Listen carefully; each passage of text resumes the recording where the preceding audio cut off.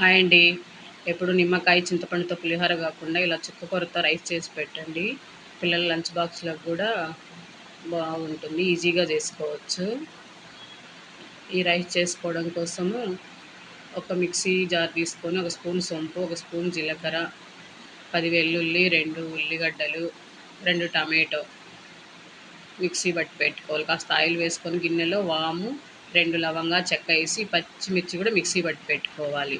Oil heat అయిన తర్వాత ఈ టమాటో పేస్ట్ అంతా వేసేసి కాస్త సాల్టు, పసుపు, గరం మసాలా, కాస్త కారం వేసేసి అదంతా బాగా ఫ్రై అయిపోయిన తర్వాత శుభ్రంగా కడిగి పెట్టుకున్న చుక్కకూర ఒక కట్ట వేసేసి మూత పెట్టి మగ్గించుకొని ఇలా బాగా మెత్తగా పేస్ట్ అయ్యే వరకు మగ్గించుకోవాలి. ఇదంతా ఫ్రై అయిపోయిన తర్వాత కాస్త ఇంగు వేసేసి అన్నం వేసి కలిపేసుకోవాలి. ఒక 2 నిమిషాలు బాగా కలిపేసుకుంటే చుక్కకూర రైస్ రెడీ.